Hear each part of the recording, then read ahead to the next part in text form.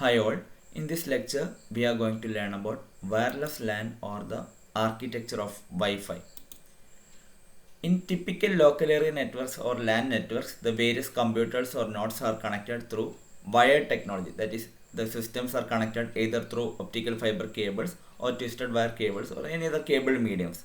In wireless LANs, instead of using the cables, we are using high frequency radio waves to connect the various devices. Though the devices are connected in wireless mode, the users are free to move around within the area of network coverage. Most of the wireless LANs are based on the standard IEEE 802.11, which is also called as Wi-Fi or wireless fidelity. So there will be a central node which is called as the wireless access point to which all the devices are connected. So let's understand the typical architecture of 802.11 wireless LAN architecture. The typical architecture of 802.11 wireless LAN consists of four components: stations, basic service set which is called as BSS, extended service set which is called as ESS, and a distribution system DS. First, let's understand what is a station. Station comprises of all devices and equipment that are connected to the wireless LAN. A station can be of two types.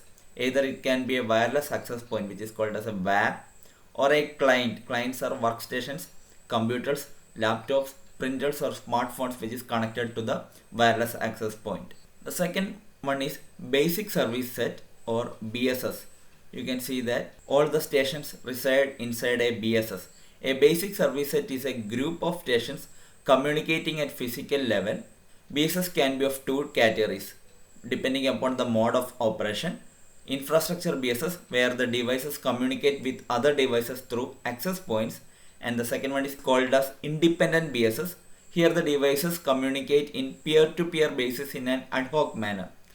The third component is an extended service set which is called as ESS. It is the set of all connected basic service set. So in this diagram you can see three BSS. All these three BSS are connected to extended service set which is called as ESS. And the last component is distribution system or DS, which connects the access points in BSS. For every basic service set there is an access point, and the collection of all these access points or the common connection of all these access points is called as BSS. Next, let's understand the advantages of wireless LAN. They provide clutter-free homes, office and other network places. The persons can move from place to place in the network area. The LANs are scalable in nature. Devices may be added or removed from the network at a greater ease than wired LANs.